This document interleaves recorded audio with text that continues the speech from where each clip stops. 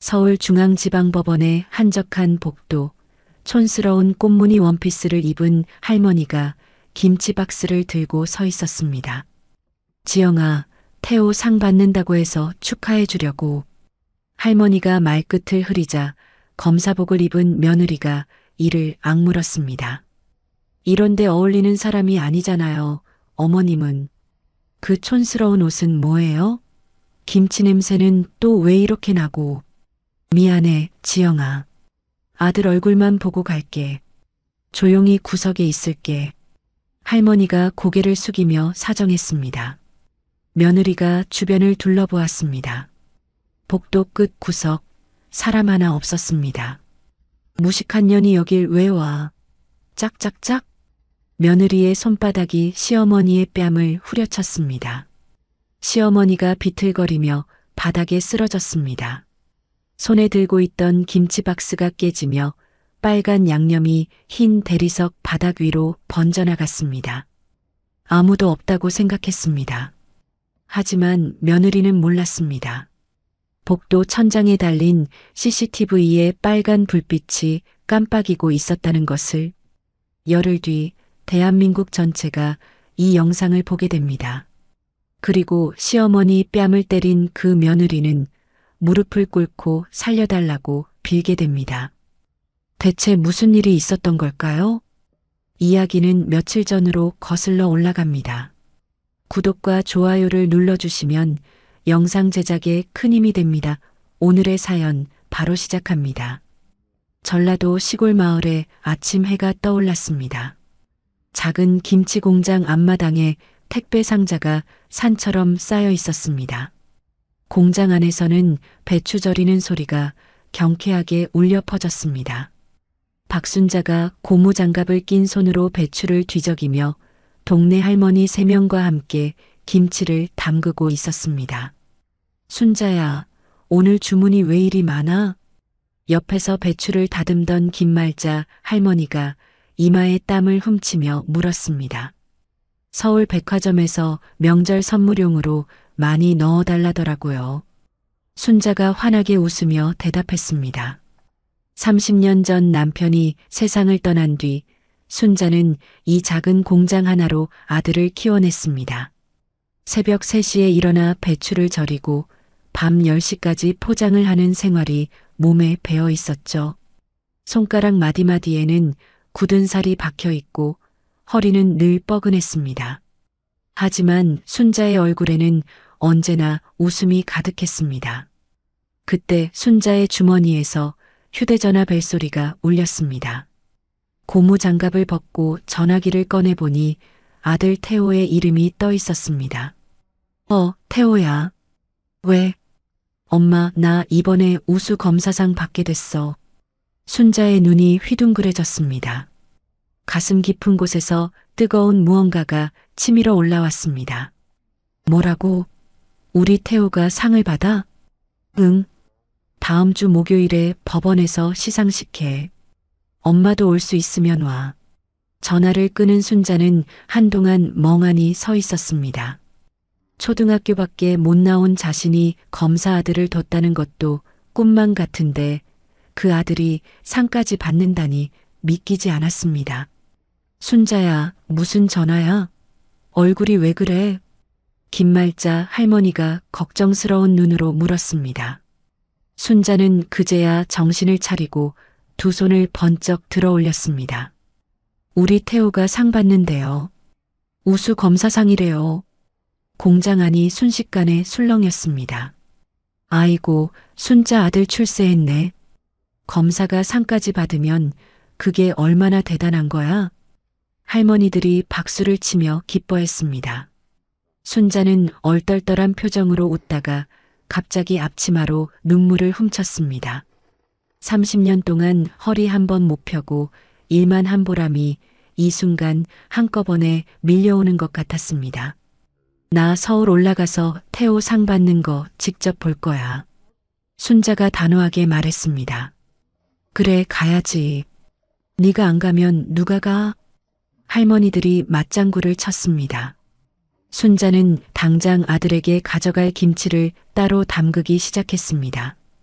가장 잘 익은 배추만 골라 양념을 버무리고 정성껏 포장까지 마쳤습니다. 아들이 좋아하는 파김치도 한 통 더 챙겼죠. 그날 밤 일을 마친 순자가 방으로 들어왔습니다. 벽에는 남편의 영정 사진이 걸려 있었습니다. 순자는 영정 앞에 무릎을 꿇고 두 손을 모았습니다. 여보, 우리 태호 상 받는데요. 내가 가서 꼭 보고 올게요. 당신도 거기서 지켜봐요. 순자의 눈가에 눈물이 맺혔다가 볼을 타고 흘러내렸습니다. 남편이 살아있었다면 얼마나 기뻐했을까 하는 생각에 가슴이 먹먹해졌습니다. 다음 날 새벽 순자는 가장 좋은 옷을 꺼내 입었습니다. 오래전 아들 검사 임관식 때 입었던 꽃무늬 원피스였습니다. 거울 앞에서 몇 번이고 옷매무새를 고치고 머리도 단정하게 빗어 넘겼습니다. 김치 아이스박스와 손가방을 챙겨 집을 나섰습니다. 한편 같은 시각 서울의 고급 아파트에서는 전혀 다른 광경이 펼쳐지고 있었습니다.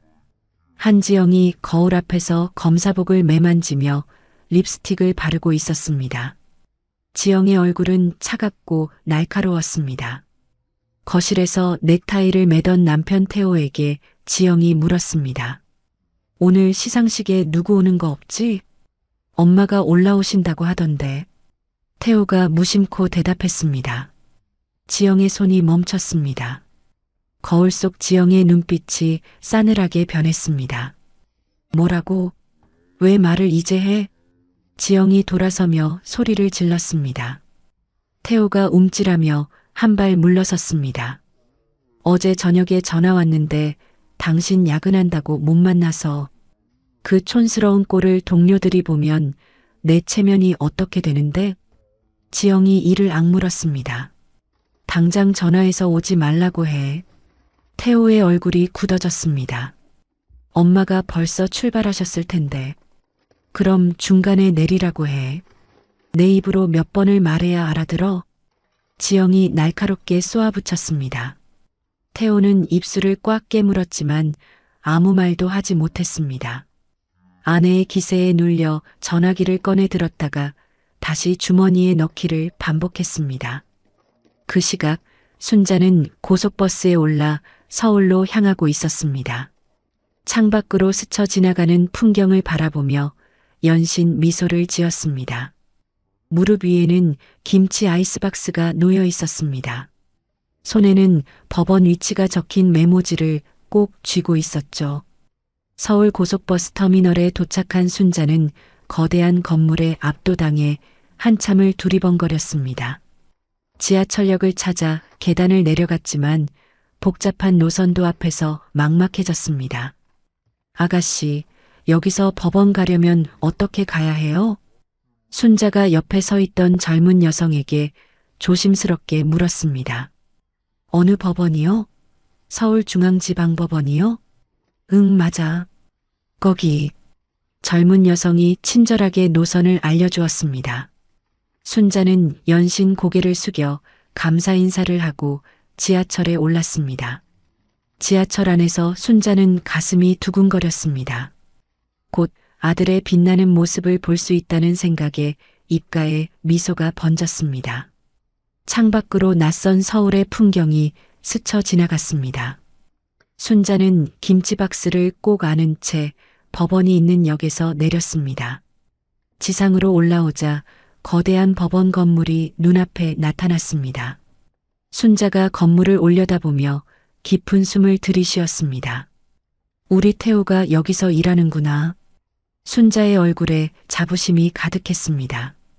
김치박스를 양손으로 꼭 쥐고 법원 정문을 향해 걸음을 옮겼습니다. 그때 순자는 까맣게 몰랐습니다. 저 문 안에서 자신을 기다리고 있는 것이 축하가 아니라 치욕이라는 것을. 서울중앙지방법원 앞에 순자가 도착했습니다. 거대한 건물을 올려다보며 순자는 입을 다물지 못했습니다. 시골에서는 본 적 없는 웅장한 건물이 하늘을 찌를 듯 솟아 있었습니다. 순자는 김치 아이스박스를 양손으로 꼭 쥐고 정문으로 들어섰습니다. 로비에는 양복을 빳빳하게 차려입은 사람들이 바쁘게 오가고 있었습니다. 순자는 자신의 꽃무늬 원피스가 갑자기 부끄러워졌습니다. 하지만 이내 고개를 들고 안내 데스크로 다가갔습니다. 저기요, 검사 시상식이 어디서 하는지 알 수 있을까요? 순자가 조심스럽게 물었습니다. 안내원이 고개를 들어 순자를 훑어보았습니다. 시상식이요? 3층 대강당에서 합니다. 엘리베이터 타고 올라가세요. 고마워요. 순자가 연신 고개를 숙이며 인사했습니다. 엘리베이터를 찾아 두리번거리는데 어디로 가야 할지 막막했습니다. 로비 한가운데 서서 이리저리 고개를 돌리던 순자의 눈에 익숙한 얼굴이 들어왔습니다. 저 멀리서 검사복을 입은 한지영이 동료 검사 2명과 함께 걸어오고 있었습니다. 순자의 얼굴에 환한 미소가 번졌습니다. 반가운 마음에 손을 들어 흔들려는 순간 지영과 눈이 마주쳤습니다. 지영의 얼굴이 하얗게 질렸습니다. 걸음이 멈추고 눈동자가 크게 흔들렸습니다.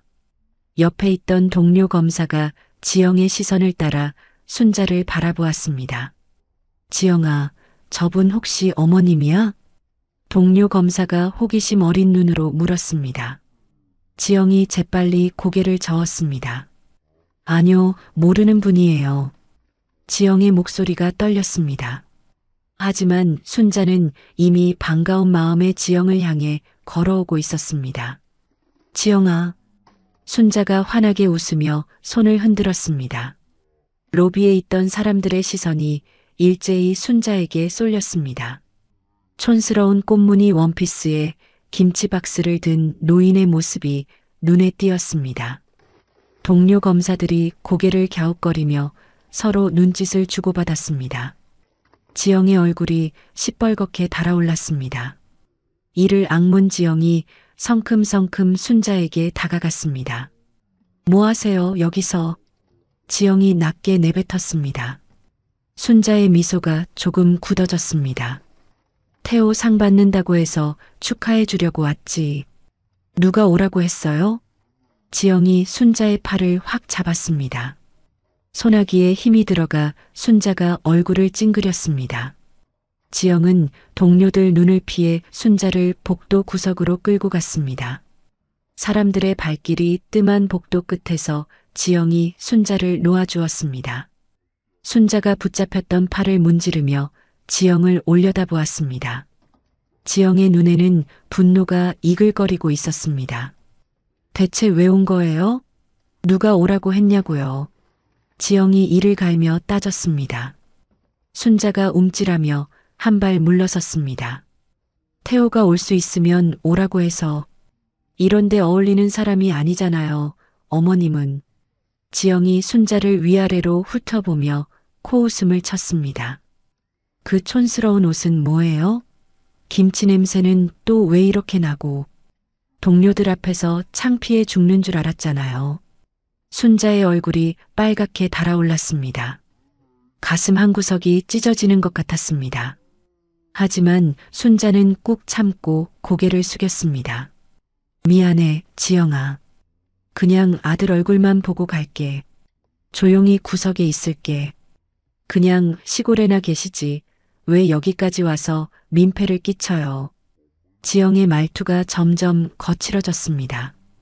순자는 아무 말도 하지 못하고 고개만 떨구었습니다. 그때 복도 저쪽에서 발소리가 들려왔습니다. 아까 그 동료 검사 2명이 이쪽으로 걸어오고 있었습니다. 지영아, 여기 있었네. 뭐야, 아까 그분 진짜 시어머님이었어? 동료 검사 1명이 호기심 가득한 눈으로 물었습니다. 지영의 얼굴이 새빨갛게 변했습니다. 손이 부들부들 떨리기 시작했습니다. 시어머님이 직접 오시다니 효부 며느리네. 우리 시어머니는 서울 구경도 안 오시는데. 또 다른 동료가 순자에게 인사하려고 다가왔습니다. 그 순간 지영의 안에서 무언가가 폭발했습니다. 무식한 년이 여길 왜 와? 지영이 소리를 지르며 순자의 뺨을 힘껏 후려쳤습니다. 퍽 하는 둔탁한 소리가 복도에 울려 퍼졌습니다. 순자가 비틀거리며 벽에 부딪혔습니다. 다리에 힘이 풀려 그대로 바닥에 주저앉았습니다. 손에서 놓친 김치 박스가 바닥에 떨어져 뚜껑이 열렸습니다. 새벽부터 정성껏 담근 김치가 바닥에 쏟아졌습니다. 빨간 양념이 흰 대리석 바닥 위로 번져나갔습니다. 어머, 지영아. 뭐 하는 거야? 동료 검사들이 경악한 표정으로 뒤로 물러섰습니다. 로비에 있던 사람들이 일제히 고개를 돌려 이쪽을 쳐다보았습니다. 수군거리는 소리가 파도처럼 퍼져나갔습니다. 순자는 바닥에 앉은 채 뺨을 감싸 쥐었습니다. 눈앞이 캄캄했습니다. 뺨이 화끈거렸지만 그보다 가슴이 더 아팠습니다. 바닥에 쏟아진 김치를 보며 순자의 눈에서 눈물이 주르륵 흘러내렸습니다. 지영은 자신이 무슨 짓을 했는지 깨달았는지 얼굴이 하얗게 질려 있었습니다. 하지만 이미 늦었습니다. 수십 명의 시선이 이 광경을 지켜보고 있었습니다. 복도 천장에 달린 CCTV의 빨간 불빛이 깜빡였습니다. 그 카메라는 지금 이 순간을 한 장면도 빠짐없이 기록하고 있었습니다. 법원 경비실 20대가 넘는 모니터 앞에 경비원 정명수가 앉아 있었습니다.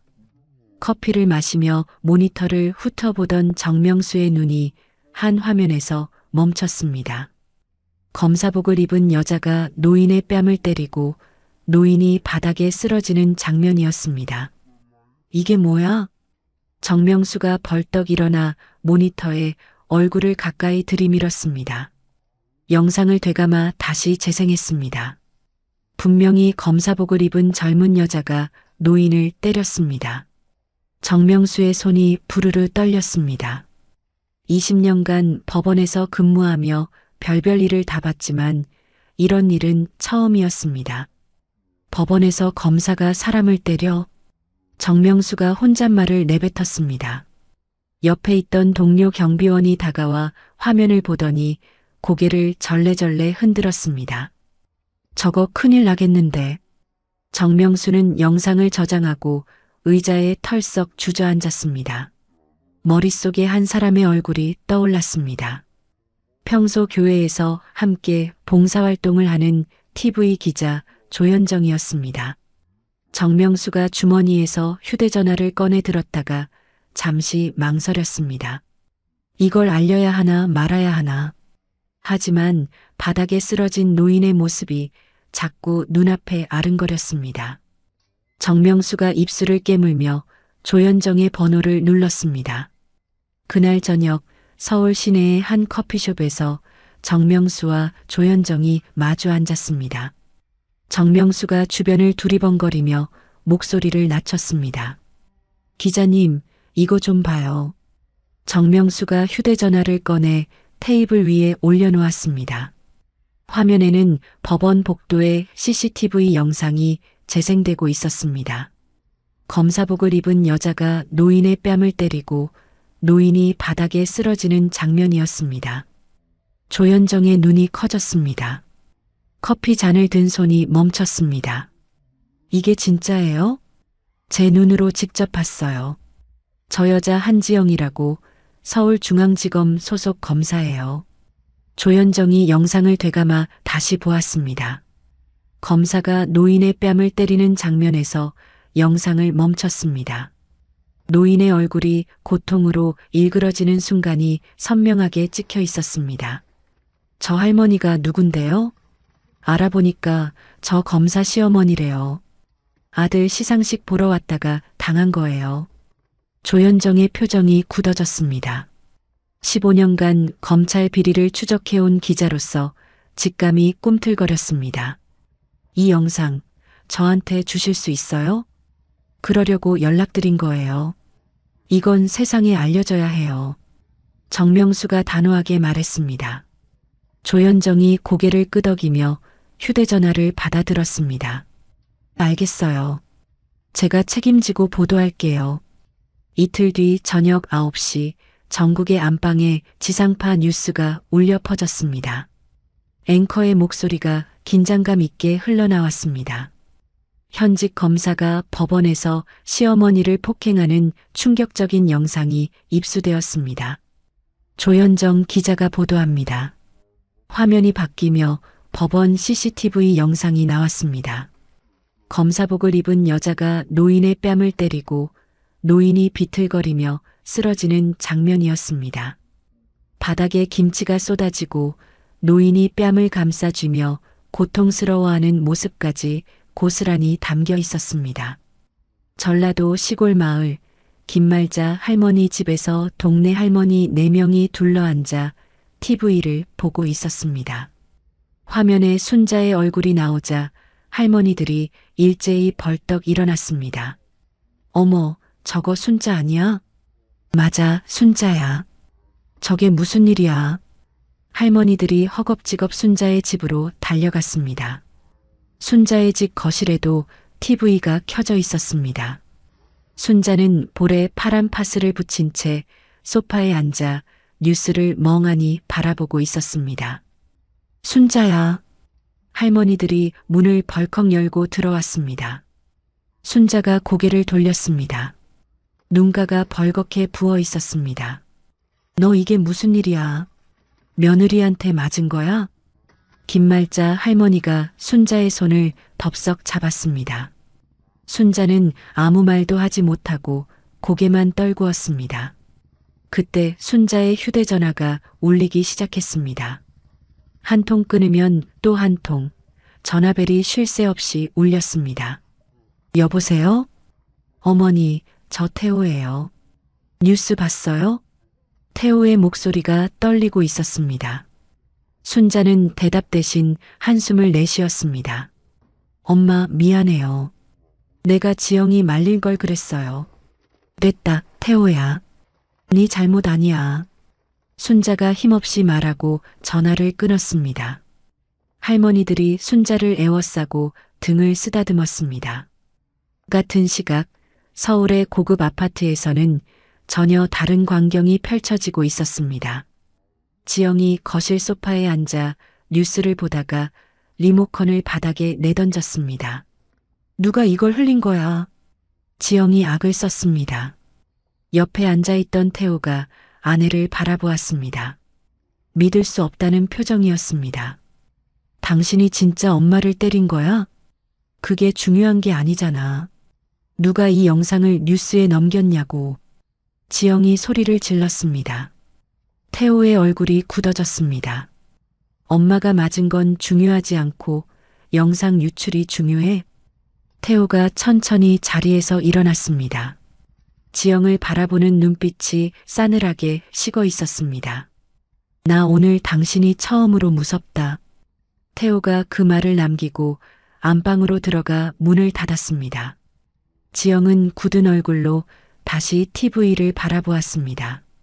화면에서는 자신의 얼굴이 반복해서 나오고 있었습니다. 다음 날 아침 검찰청 앞에 기자들이 몰려들었습니다. 카메라 플래시가 터지고 기자들이 마이크를 내밀었습니다. 검찰총장이 긴급 기자회견장의 모습을 드러냈습니다. 어젯밤 보도된 검사 폭행 사건에 대해 말씀드리겠습니다. 검찰총장의 목소리가 무겁게 가라앉아 있었습니다. 해당 검사에 대해 즉각 감찰 조사에 착수했습니다. 조사 결과에 따라 엄중히 처리하겠습니다. 기자들의 질문이 쏟아졌습니다. 검사 신원이 확인되었습니까? 서울중앙지검 소속 한지영 검사입니다. 오늘부로 직위해제 조치했습니다. 지영의 이름이 전국에 알려지는 순간이었습니다. 그 시각 지영은 검찰청 인사과에서 직위해제 통보를 받고 있었습니다. 인사과장이 서류를 내밀며 말했습니다. 감찰 조사가 끝날 때까지 출근하지 마세요. 지영의 손이 부들부들 떨렸습니다. 서류에 서명을 하고 인사과를 나선 지영의 발걸음이 휘청거렸습니다. 복도에서 마주치는 동료들이 지영을 피해 고개를 돌렸습니다. 어제까지 인사하던 사람들이 오늘은 눈도 마주치지 않았습니다. 지영이 검찰청 정문을 나서자 기다리고 있던 기자들이 우르르 달려왔습니다. 카메라 플래시가 눈을 찔렀습니다. 한 검사, 시어머니에게 사과할 생각 있습니까? 폭행 이유가 뭡니까?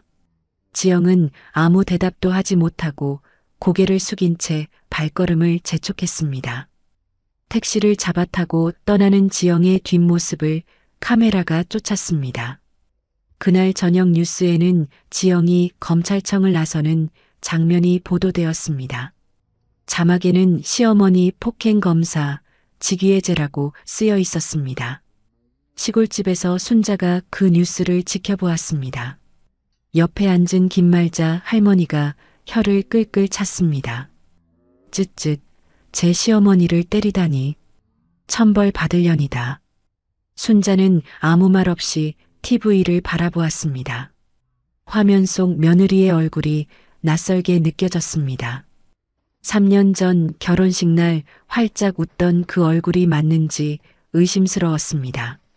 그때 순자의 휴대전화에 문자가 도착했습니다. 모르는 번호였습니다. 문자를 열어보니 짧은 글이 적혀 있었습니다. 저도 그 검사한테 당한 사람입니다. 연락 주세요. 순자의 눈이 커졌습니다. 이게 무슨 말인지 이해가 되지 않았습니다. 나 말고도 당한 사람이 있다고? 순자는 휴대전화를 쥔 채 한참을 멍하니 앉아 있었습니다. 다음 날 오후 순자의 집 앞에 낯선 여자가 서 있었습니다. 50대 중반쯤 되어 보이는 여자였습니다. 수수한 옷차림에 손에는 과일 봉지를 들고 있었습니다. 여자가 대문 앞에서 한참을 망설이다가 초인종을 눌렀습니다. 순자가 마당을 가로질러 대문을 열었습니다. 낯선 얼굴이었습니다. 누구세요? 혹시 박순자 씨 맞으시죠? 여자의 목소리가 떨리고 있었습니다. 순자가 고개를 끄덕이자 여자의 눈에 눈물이 고였습니다. 저 강미영이라고 해요. 어제 문자 보낸 사람이에요. 순자의 눈이 커졌습니다. 어젯밤 받은 문자가 떠올랐습니다. 저도 그 검사한테 당한 사람입니다. 들어와요. 순자가 대문을 활짝 열었습니다. 강미영이 조심스럽게 마당으로 들어섰습니다. 거실에 마주 앉은 두 사람 사이로 무거운 침묵이 흘렀습니다. 순자가 보리차를 따라주며 입을 열었습니다. 그 검사한테 당했다는 게 무슨 말이에요? 강미영이 찻잔을 두 손으로 감싸 쥐었습니다. 손가락 마디마디가 하얗게 질려 있었습니다. 저 5년 전에 식당했어요. 서울 강남에서 작은 밥집 운영했는데요. 강미영의 목소리가 떨렸습니다. 어느 날 손님이 식중독 걸렸다고 고소를 했어요. 근데 저는 억울했어요. 그날 그 음식 안 팔았거든요. 순자가 고개를 끄덕이며 들었습니다. 그런데 담당 검사가 한지영이었어요. 순자의 손이 멈췄습니다. 강미영이 고개를 들어 순자를 바라보았습니다.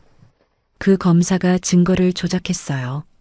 없는 영수증을 만들어내고 거짓 증인까지 세웠어요. 나중에 알고 보니까 저를 고소한 사람이 한지영 검사 친구였더라고요. 강미영의 눈에서 눈물이 주르륵 흘러내렸습니다. 저 1년 동안 감옥살이 했어요. 식당은 문 닫았고 남편은 이혼하자고 했고 애들은 엄마가 범죄자라고 손가락질 받았어요. 순자의 가슴이 철렁 내려앉았습니다. 자신이 뺨 한 대 맞은 것과는 비교도 안 되는 고통이었습니다. 그 검사가 그렇게까지 나쁜 사람이었어? 뉴스에서 그 검사 얼굴 보고 잠을 못 잤어요. 5년 동안 억울해서 미칠 것 같았는데 아무도 내 말을 안 믿어줬거든요. 강미영이 앞치마로 눈물을 훔쳤습니다. 그런데 어머님이 당하시는 거 보고 용기가 났어요. 나만 당한 게 아니구나. 이제 말해도 되겠구나. 순자가 강미영의 손을 덥석 잡았습니다. 두 사람의 손이 서로를 꼭 붙들었습니다. 고생 많았어요. 얼마나 억울했어. 순자의 눈에서도 눈물이 흘러내렸습니다. 뺨 맞은 것보다 강미영의 사연이 더 가슴 아팠습니다. 어머님, 저 방송국에 연락했어요. 그때 재판 기록이랑 제가 모아둔 증거 다 넘겼어요. 강미영이 눈물을 닦으며 말했습니다. 그 검사 반드시 벌 받게 할 거예요. 저 혼자만 당한 게 아닐 거예요. 분명 다른 피해자도 있을 거예요. 순자가 강미영을 꼭 끌어안았습니다. 두 여자가 한참을 부둥켜 안고 울었습니다. 30년 넘게 혼자 버텨온 순자였지만 이 순간만큼은 눈물을 참을 수가 없었습니다. 혼자가 아니었구나. 순자가 흐느끼며 중얼거렸습니다. 강미영이 순자의 등을 토닥거렸습니다. 이틀 뒤 저녁 순자의 집 대문 앞에 검은색 승용차 한 대가 멈춰 섰습니다. 차에서 내린 사람은 아들 김태호였습니다. 태호는 대문 앞에서 한참을 서성거렸습니다. 주먹을 쥐었다 폈다를 반복하며 깊은 숨을 내쉬었습니다. 마침내 태호가 용기를 내어 대문을 두드렸습니다. 마당을 가로질러 순자가 나왔습니다. 대문을 열고 아들의 얼굴을 본 순간 순자의 표정이 굳어졌습니다. 태호의 얼굴이 초췌했습니다. 눈 밑에는 짙은 그늘이 져 있었고 며칠째 잠을 못 잔 듯 보였습니다. 태호가 어머니를 보자마자 그 자리에서 무릎을 꿇었습니다. 엄마, 죄송해요. 태호의 목소리가 갈라졌습니다. 내가 그동안 눈 뜨고 못 본 척했어요. 지영이가 엄마한테 함부로 하는 거 알면서도 모른 척했어요. 순자는 아무 말 없이 아들을 내려다보았습니다. 태호의 어깨가 들썩거렸습니다. 검사 된다고 공부할 때 엄마가 새벽부터 김치 담가서 학비 대줬잖아요. 그 은혜를 이렇게 갚으면 안 되는 건데. 태호의 눈에서 눈물이 뚝뚝 떨어져 흙바닥에 떨어졌습니다. 순자가 한참을 말없이 서 있다가 천천히 손을 뻗었습니다. 아들의 머리를 쓰다듬었습니다. 일어나. 순자의 목소리가 낮게 가라앉아 있었습니다. 밥 먹어. 태호가 고개를 들어 어머니를 올려다보았습니다. 순자의 눈가에도 눈물이 맺혀 있었습니다. 하지만 순자는 울지 않았습니다. 아들 앞에서 울면 안 된다는 걸 30년 넘게 스스로에게 다짐해 왔으니까요. 부엌에서 순자가 밥상을 차렸습니다. 따끈한 쌀밥에 직접 담근 김치, 된장찌개와 계란말이가 올라왔습니다. 태호가 밥상 앞에 앉아 숟가락을 들었습니다. 김치를 한 젓가락 집어 입에 넣는 순간 태호의 눈에서 다시 눈물이 흘러내렸습니다. 이 맛이에요. 어렸을 때부터 먹던 이 맛. 태호가 흐느끼듯 말했습니다. 순자는 대답 대신 국을 더 떠서 아들 앞에 놓아주었습니다. 밥을 다 먹고 태호가 찻잔을 손에 쥔 채 입을 열었습니다. 엄마, 나 지영이랑 이혼할 거예요. 순자가 고개를 들어 아들을 바라보았습니다. 태호의 눈빛이 단호했습니다. 그날 뉴스 보고 결심했어요. 저런 사람이랑은 못 살겠더라고요. 순자는 아무 말도 하지 않았습니다. 무슨 말을 해야 할지 몰랐습니다. 며느리를 미워하면서도 아들의 결혼이 깨지는 게 마냥 기쁘지만은 않았습니다. 민준이는 내가 키울 거예요. 엄마가 도와주실 수 있어요? 민준이. 7살 손자의 얼굴이 떠올랐습니다. 할매하며 순자의 품에 안기던 그 아이였습니다. 그래, 내가 돌볼게. 순자가 담담하게 대답했습니다. 태호가 어머니의 손을 잡았습니다. 엄마, 이번엔 내가 지킬게요. 2번 다시 엄마 울리는 일 없게 할게요. 그날 밤 태호가 서울로 돌아갔습니다. 순자는 대문 앞에 서서 아들의 차가 사라질 때까지 지켜보았습니다. 차의 후미등이 어둠 속으로 작아지다가 보이지 않게 되었습니다. 순자가 집 안으로 들어와 남편 영정 앞에 앉았습니다. 여보, 태호가 철이 들었어요. 늦었지만 그래도 다행이죠? 순자가 영정을 바라보며 쓸쓸하게 웃었습니다. 창밖으로 초승달이 떠오르고 있었습니다. 일주일 뒤 저녁 9시 뉴스에 충격적인 속보가 떴습니다. 앵커의 목소리가 긴장감 있게 울려 퍼졌습니다. 시어머니 폭행 검사 한지영의 과거 비리가 추가로 드러났습니다. 5년 전 무고한 식당 주인을 증거 조작으로 감옥에 보낸 정황이 확인되었습니다. 화면에 재판 기록과 문서 사진이 나왔습니다. 조현정 기자가 마이크를 들고 설명했습니다. 취재 결과 한지영 검사는 5년 전 식중독 사건을 수사하면서 거짓 영수증을 만들고 위증을 교사한 것으로 밝혀졌습니다. 또한 실제 가해자에게 3억 원을 받고 수사를 무마한 정황도 포착되었습니다. 전국의 안방이 술렁였습니다. 시청자들의 분노가 들끓었습니다. 시골 순자의 집에서도 TV가 켜져 있었습니다. 순자와 동네 할머니들이 둘러앉아 뉴스를 지켜보았습니다. 저런 나쁜 년이 있나? 없는 죄를 만들어서 사람을 감옥에 보내? 김말자 할머니가 혀를 끌끌 찼습니다. 순자는 아무 말 없이 화면을 바라보았습니다. 며칠 전 자신의 집에서 울던 강미영의 얼굴이 떠올랐습니다. 사흘 뒤 검찰 감찰위원회가 최종 결론을 발표했습니다. 한지영 검사의 뇌물수수와 증거 조작이 확정되었습니다. 지영은 검사직에서 파면당했습니다. 파면 당일 지영이 검찰청 정문을 나섰습니다. 기자들이 우르르 몰려들었습니다. 카메라 플래시가 사방에서 터졌습니다. 한지영 씨, 피해자에게 사과할 생각 있습니까? 뇌물은 얼마나 받았습니까? 지영은 고개를 푹 숙인 채 아무 대답도 하지 못했습니다. 불과 한 달 전만 해도 당당하게 법원 복도를 활보하던 모습이 무색했습니다. 검은색 승용차에 올라탄 지영의 얼굴이 창백하게 질려 있었습니다. 같은 날 오후 서울중앙지방법원 제5호 법정에서는 또 다른 재판이 열리고 있었습니다. 강미영의 재심 재판이었습니다. 방청석에는 순자가 앉아 있었습니다. 태호가 어머니를 서울까지 모시고 온 것이었습니다. 판사가 판결문을 읽었습니다. 피고인 강미영에 대한 재심 청구 사건 주문. 피고인은 무죄. 순간 법정이 술렁였습니다. 강미영이 자리에서 벌떡 일어났습니다. 믿기지 않는다는 표정으로 판사를 바라보았습니다. 원심 판결의 증거들은 검사의 조작에 의한 것으로 밝혀졌습니다. 따라서 피고인의 유죄를 인정할 증거가 없습니다. 강미영의 눈에서 눈물이 쏟아졌습니다. 5년 동안 짊어지고 살았던 누명이 벗겨지는 순간이었습니다. 5년이에요.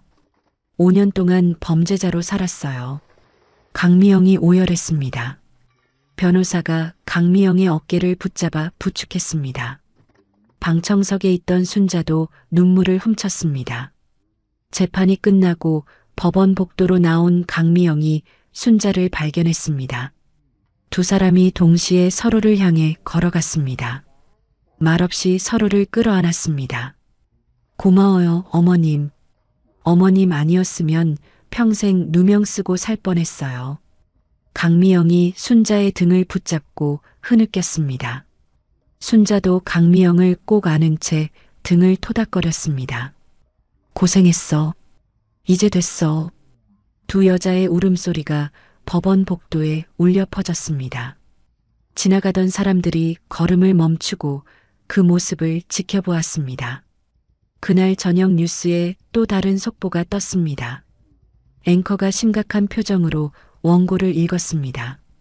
검찰은 오늘 오후 한지영 전 검사에 대해 뇌물수수 및 증거 조작 혐의로 구속영장을 청구했습니다. 화면에 한지영의 사진이 떴습니다.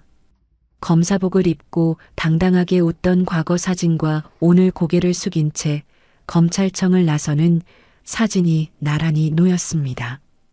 법원은 오늘 밤 영장실질 심사를 거쳐 구속영장을 발부했습니다. 그날 밤 11시 지영이 구치소로 이송되었습니다. 호송차에 오르는 지영의 모습이 카메라에 잡혔습니다. 수갑을 찬 두 손, 풀어 헤쳐진 머리카락, 초췌한 얼굴이었습니다. 한 달 전 법원에서 시어머니를 때리던 그 오만한 모습은 어디에도 없었습니다. 시골 순자의 집, 거실에 동네 할머니들이 모여 뉴스를 보고 있었습니다. 화면에 지영이 호송차에 오르는 장면이 나왔습니다. 할머니들이 박수를 쳤습니다. 잘됐다, 잘됐어. 천벌 받으려니 벌 받는구나. 순자야, 속이 좀 시원하냐? 김말자 할머니가 순자를 바라보며 물었습니다. 순자는 TV를 한참 바라보다가 천천히 자리에서 일어났습니다. 끝난 거요, 이제. 순자의 목소리가 담담했습니다. 기쁘다기보다는 허탈한 표정이었습니다. 순자가 부엌으로 가서 고무대야를 꺼냈습니다. 뭐하게? 김치나 담그자. 가만히 있으면 뭐해? 순자가 마당으로 나가 김장독 뚜껑을 열었습니다. 할머니들이 웃으며 순자를 따라 마당으로 나왔습니다. 그래, 김치나 담그자. 순자 김치가 제일 맛있어. 달빛 아래 할머니들이 옹기종기 모여 앉아 배추를 다듬었습니다. 순자의 손이 배추 위로 분주하게 움직였습니다. 30년 동안 해온 일이었습니다. 이 손이 아들을 키웠고 이 손이 세상의 모진 풍파를 버텨냈습니다. 그날 밤늦게 할머니들이 돌아가고 순자가 방으로 들어왔습니다. 남편 영정 앞에 작은 술잔을 올려놓았습니다. 막걸리를 따르고 두 손을 모았습니다. 여보, 이제 됐어요. 순자의 목소리가 잔잔하게 울렸습니다. 그 며느리 벌 받았어요. 억울하게 감옥 간 사람도 누명 벗었고요. 순자가 영정 사진을 바라보았습니다. 사진 속 남편이 온화하게 웃고 있었습니다. 근데 왜 마음이 이렇게 허전할까요? 시원하다기보다 그냥 슬퍼요. 순자의 눈가에 눈물이 맺혔습니다. 30년 전 남편을 보내고 혼자 아들을 키우던 그때처럼 순자는 말없이 눈물을 삼켰습니다. 창밖으로 보름달이 환하게 떠 있었습니다. 일주일 뒤 서울 태호의 아파트에 예상치 못한 손님이 찾아왔습니다. 지영의 변호사였습니다. 검은 양복에 서류 가방을 든 중년 남자가 현관문 앞에 서 있었습니다. 김태호 씨 맞으시죠? 한지영 씨 법률 대리인입니다. 태호가 경계하는 눈빛으로 변호사를 바라보았습니다. 무슨 일이죠? 전해드릴 말씀이 있어서요. 잠깐 들어가도 될까요? 태호가 마지못해 문을 열어주었습니다. 거실 소파에 마주 앉은 두 사람 사이로 무거운 공기가 흘렀습니다. 변호사가 서류 가방에서 문서를 꺼내 테이블 위에 올려놓았습니다. 한지영 씨가 전해달라는 말이 있습니다. 태호가 서류를 내려다보았습니다. 양육권 관련 서류였습니다. 이혼은 받아들이겠답니다. 하지만 민준이 양육권은 절대 포기할 수 없다고 하셨습니다. 태호의 얼굴이 굳어졌습니다. 지금 구치소에 있는 사람이 양육권을 달라고요? 구속 상태라도 친권은 유지됩니다. 출소 후 양육권을 주장할 수 있어요. 변호사가 냉정하게 말했습니다. 친권 포기 동의서에 서명 안 하시면 소송이 상당히 길어질 겁니다. 김태호 씨도 검사시니까 잘 아시잖아요. 태호의 손이 부들부들 떨렸습니다. 변호사가 자리에서 일어나며 말했습니다. 잘 생각해 보세요. 연락 기다리겠습니다. 변호사가 떠난 뒤 태호는 소파에 주저앉았습니다. 머릿속이 복잡했습니다. 그때 현관문 초인종이 다시 울렸습니다. 문을 열자 지영의 부모가 서 있었습니다. 장인과 장모였습니다. 장모의 얼굴에는 분노가 가득했습니다. 사돈, 아니 이제 사돈도 아니구먼. 우리 얘기 좀 하자. 장모가 현관문을 밀치고 들어왔습니다. 거실로 들어온 장모가 두 손을 허리에 얹고 태호를 노려보았습니다. 우리 지영이가 잘못한 건 알아. 근데 민준이는 우리 외손자야. 장인이 옆에서 거들었습니다. 민준이를 우리가 키우겠다. 네가 혼자 키우는 것보다 우리 밑에서 크는 게 나아. 태호가 고개를 저었습니다. 민준이는 제가 키울 겁니다. 그리고 민준이가 할머니랑 있고 싶어 해요. 장모의 눈이 매섭게 빛났습니다. 할머니? 그 시골 김치 공장 할머니 말하는 거야? 장모가 코웃음을 쳤습니다. 감옥 간 엄마 자식이라고 손가락질 당할 텐데 그게 애한테 좋겠어? 차라리 우리가 데려다가 좋은 환경에서 키우는 게 낫지. 태호의 얼굴이 빨갛게 달아올랐습니다. 지영이 엄마를 때린 건 어떻게 생각하세요? 그건 괜찮고요? 장모의 얼굴이 굳어졌습니다. 그건 그거고 이건 이거야. 민준이 문제는 따로 생각해야지. 나가세요. 태호가 단호하게 말했습니다. 민준이는 절대 안 보내요. 나가세요. 장모가 태호를 노려보다가 장인의 손에 이끌려 나갔습니다. 문이 닫히는 순간 장모의 목소리가 들려왔습니다. 두고 봐. 민준이는 반드시 데려갈 거야. 현관문이 쾅 닫혔습니다. 태호가 소파에 털썩 주저앉았습니다. 머리를 두 손으로 감싸 쥐었습니다.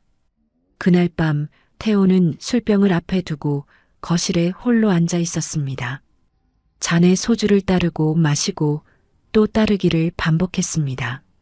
민준이는 이미 잠들어 있었습니다.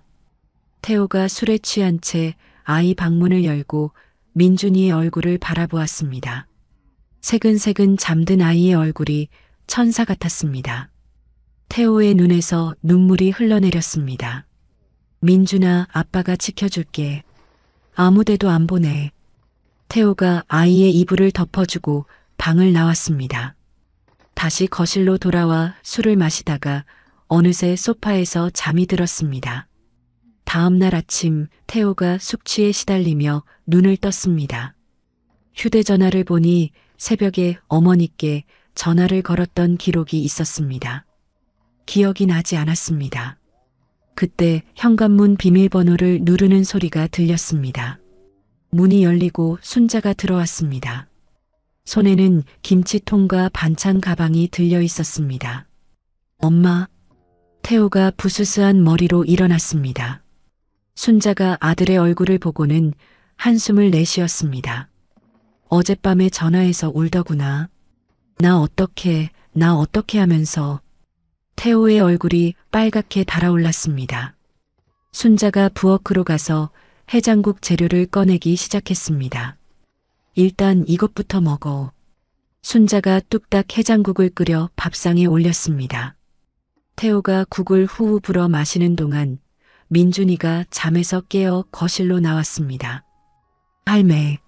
민준이가 순자에게 달려와 품에 안겼습니다.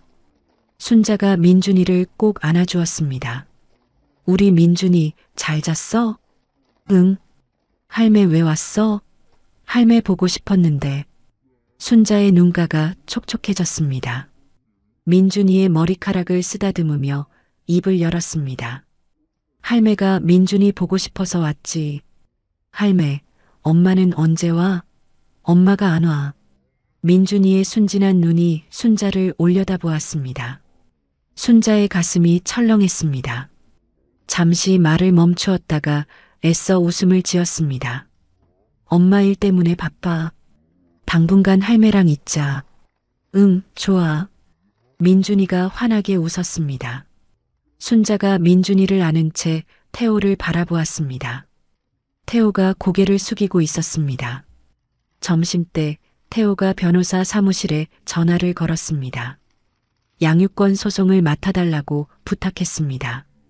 변호사가 태호와 순자를 만나 상담을 했습니다. 상대 측이 거액의 법률 비용을 쏟아부으면 소송이 길어질 수 있습니다. 변호사가 걱정스러운 얼굴로 말했습니다. 한지영 씨 친정이 재력이 있다고 들었습니다. 긴 싸움을 각오하셔야 해요. 태호의 얼굴이 어두워졌습니다. 순자가 옆에서 입을 열었습니다. 변호사 비용이 얼마나 드는데요? 태호가 순자를 말리려 했습니다. 엄마, 그건 얼마나 드냐고요? 순자가 단호하게 물었습니다. 변호사가 잠시 뜸을 들이다가 대답했습니다. 양육권 소송이 길어지면 최소 5천만 원 이상은 각오하셔야 합니다.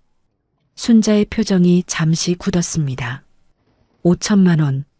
김치 공장 1년 매출과 맞먹는 돈이었습니다. 태호가 고개를 숙였습니다. 엄마, 내가 알아서 할게요.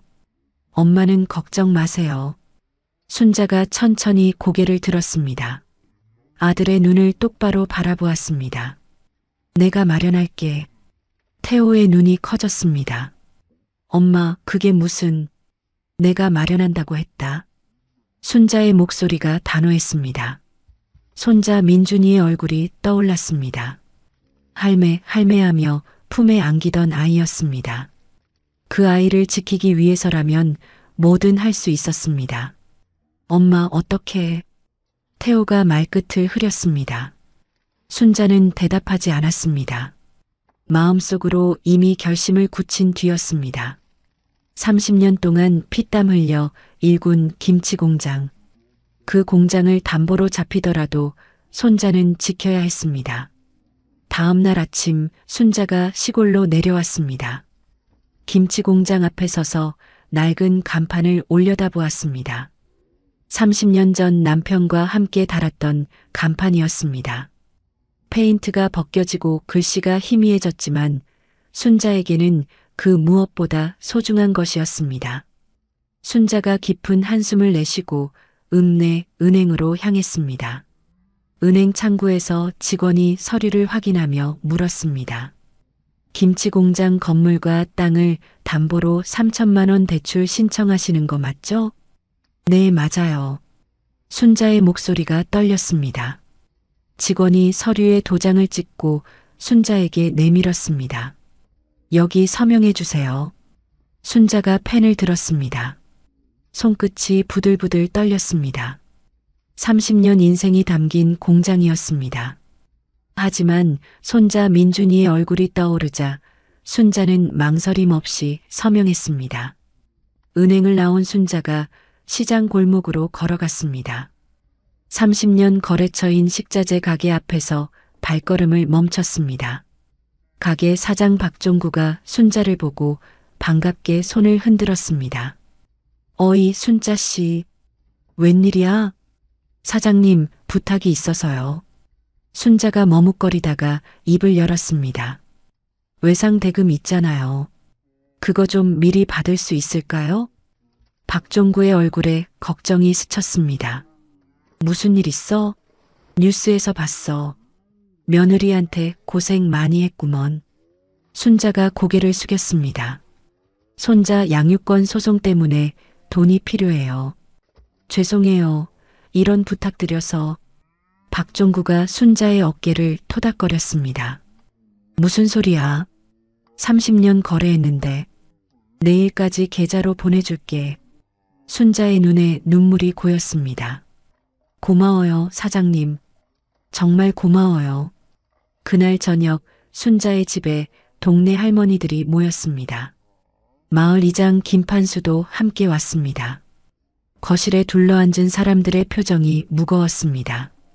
순자야, 공장 담보 잡혔다며? 김말자 할머니가 걱정스러운 눈으로 물었습니다. 순자가 고개를 끄덕였습니다. 공장 잃으면 어떡해? 내 평생이 거기 들어갔는데. 공장은 다시 일으키면 돼요. 근데 손자는 하나밖에 없잖아요. 순자가 담담하게 대답했습니다. 할머니들이 서로 눈짓을 주고받았습니다.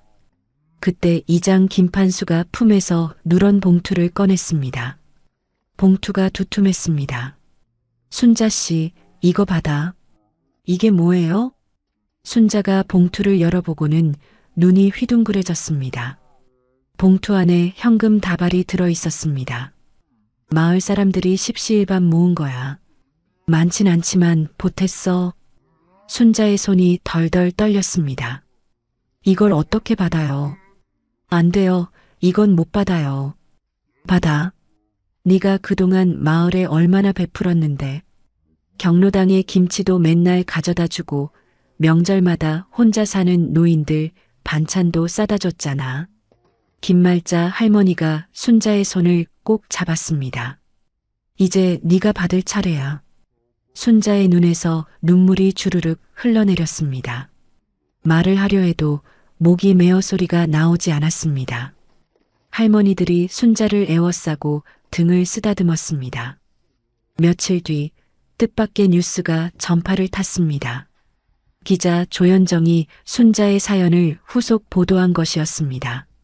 시어머니 폭행 사건의 피해자 박순자 씨가 손자 양육권을 지키기 위해 평생 일군 김치 공장을 담보로 잡힌 사실이 알려졌습니다. 화면에 순자의 김치 공장 모습이 나왔습니다. 마을 주민들은 십시일반 돈을 모아 박순자 씨를 도왔습니다.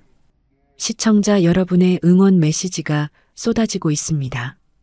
전국에서 응원 댓글이 밀려들었습니다. 순자 할머니 힘내세요. 정의는 반드시 이깁니다. 손자 꼭 지키세요. 방송을 본 시청자들이 후원금을 보내겠다며 방송국에 연락했습니다. 조현정 기자가 순자에게 전화를 걸어 이 소식을 전했습니다. 어머님, 전국에서 응원이 쏟아지고 있어요. 힘내세요. 순자는 전화기를 붙잡고 한참을 울었습니다. 한편 지영의 친정 부모는 뉴스를 보고 얼굴이 하얗게 질렸습니다. 여론이 완전히 순자 편으로 기운 것이었습니다. 장모가 장인에게 말했습니다. 이러다 우리까지 욕먹게 생겼어. 양육권 포기하자고 지영이한테 전해. 보름 뒤 서울 가정법원 앞에 순자와 태호, 민준이가 나란히 섰습니다. 이혼 및 양육권 재판이 열리는 날이었습니다. 순자가 민준이의 손을 꼭 잡았습니다. 민준아, 할매랑 같이 들어가자. 응, 할매. 민준이가 고개를 끄덕였습니다. 법원 안으로 들어서자 방청석에 낯익은 얼굴들이 보였습니다. 김말자 할머니를 비롯한 동네 할머니 4명이 앉아 있었습니다. 강미영도 와 있었습니다. 순자와 눈이 마주친 강미영이 두 주먹을 불끈 쥐어 보였습니다. 순자가 고개를 끄덕이며 화답했습니다.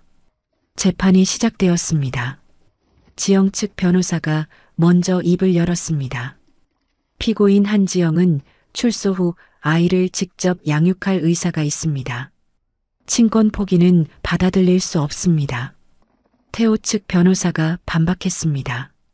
피고인은 현재 구속 상태이며 아이는 할머니와 아버지 밑에서 안정적으로 생활하고 있습니다.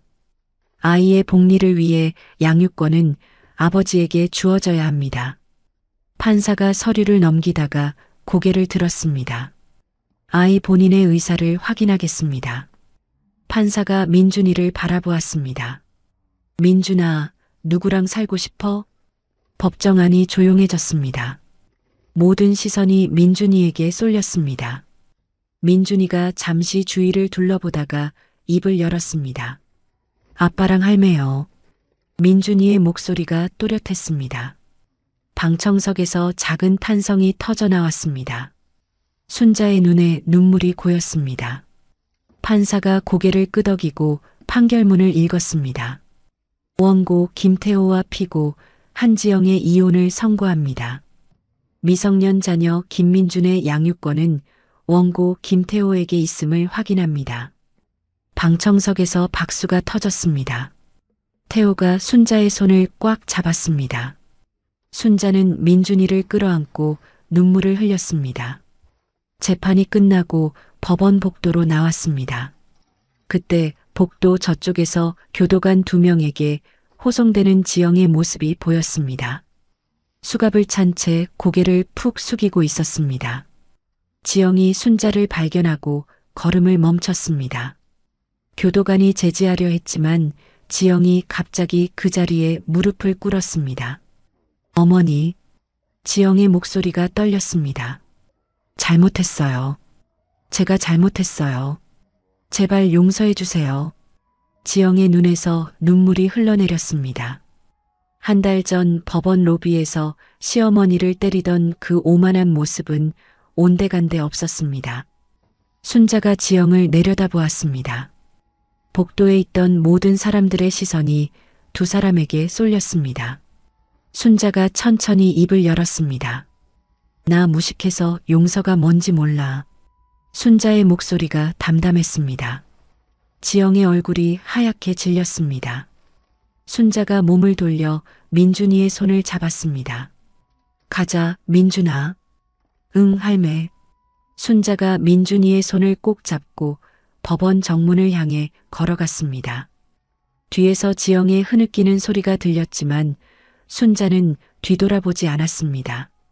법원 밖으로 나오자 햇살이 눈부시게 쏟아졌습니다. 태호가 어머니 옆으로 다가왔습니다. 엄마, 이겼어요. 우리가 이겼어요. 순자가 아들을 바라보며 조용히 웃었습니다. 손자의 작은 손이 순자의 손 안에서 따뜻하게 느껴졌습니다.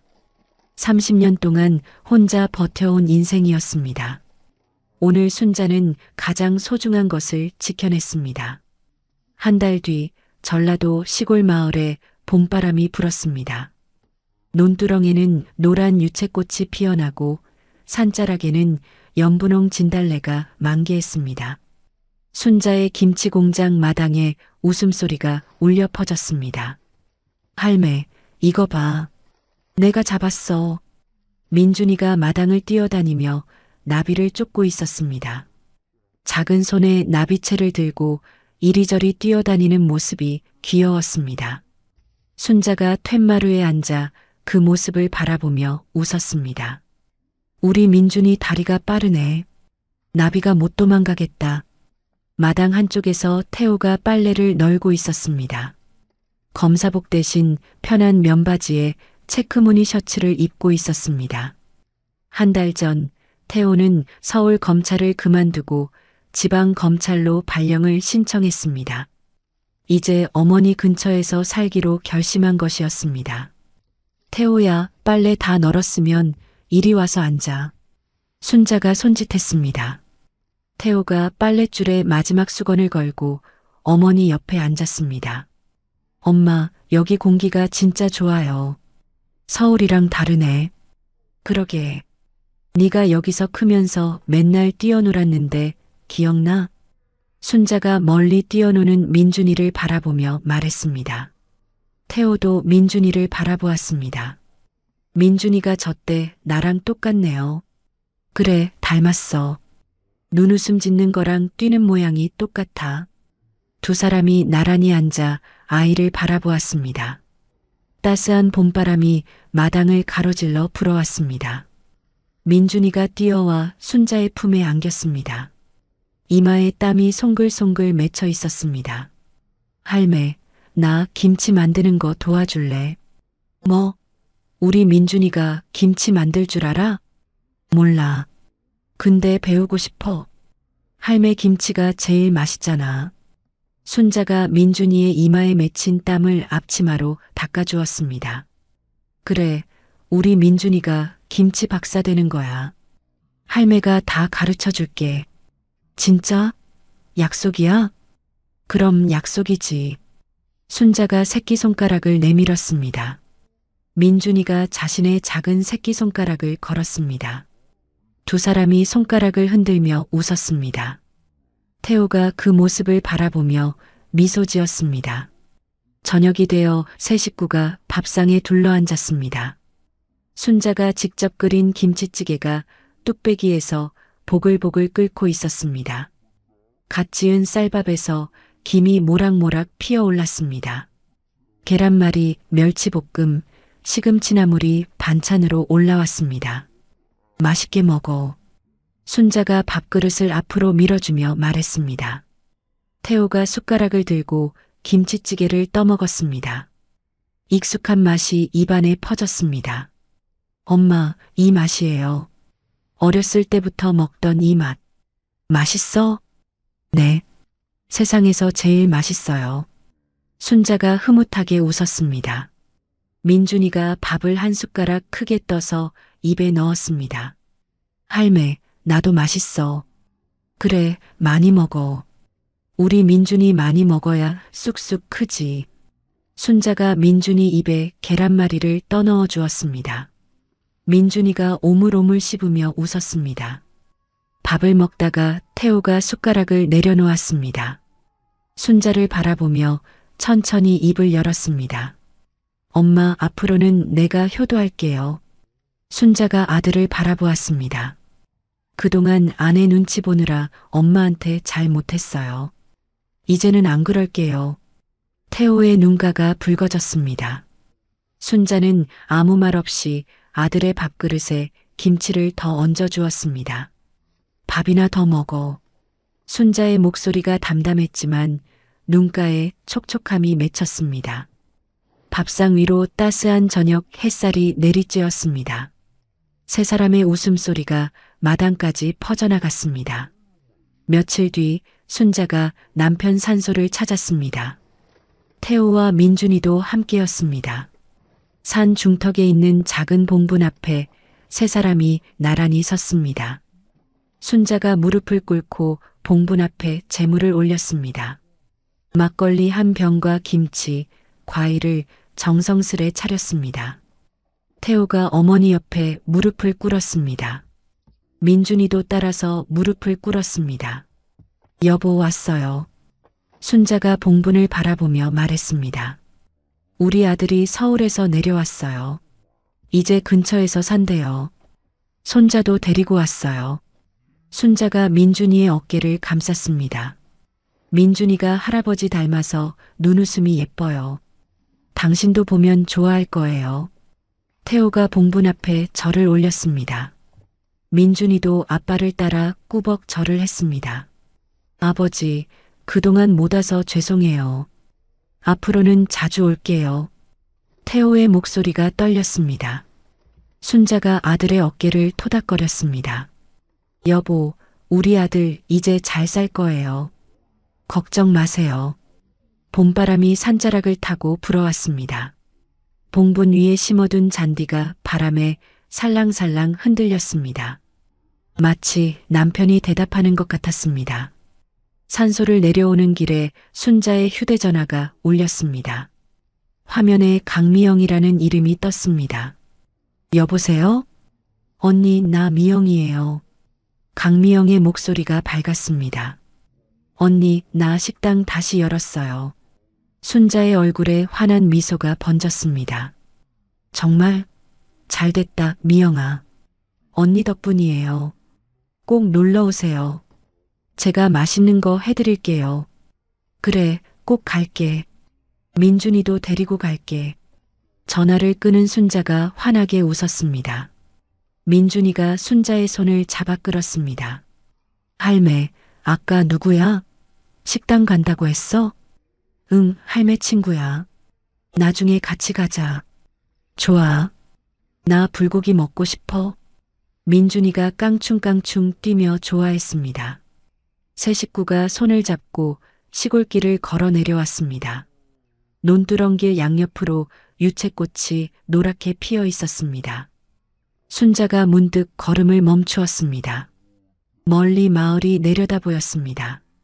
순자의 김치 공장 굴뚝에서 하얀 연기가 피어오르고 있었습니다. 동네 할머니들이 공장에서 김치를 담그고 있는 것이었습니다. 순자가 그 풍경을 한참 바라보았습니다. 30년 전 남편과 함께 시작한 공장이었습니다. 새벽마다 일어나 배추를 절이고 밤늦게까지 포장을 하던 곳이었습니다. 그 공장이 지금도 연기를 뿜으며 돌아가고 있었습니다. 그래, 이게 내 인생이여. 순자가 조용히 혼잣말을 했습니다. 힘들었지만 후회는 없었습니다. 아들을 키우고 손자를 품에 안고 이렇게 함께 서 있으니 그것만으로 충분했습니다. 할매, 뭐해? 민준이가 순자를 올려다보았습니다. 순자가 민준이의 손을 다시 꼭 잡았습니다. 아무것도 아니야. 가자, 우리. 세 식구가 다시 걸음을 옮겼습니다. 시골길 위로 노을이 붉게 물들기 시작했습니다. 세 사람의 그림자가 길게 늘어졌습니다. 손을 꼭 잡은 세 개의 그림자가 나란히 집을 향해 걸어갔습니다. 순자의 입가에 미소가 번졌습니다. 이제 진짜 새로운 시작이었습니다.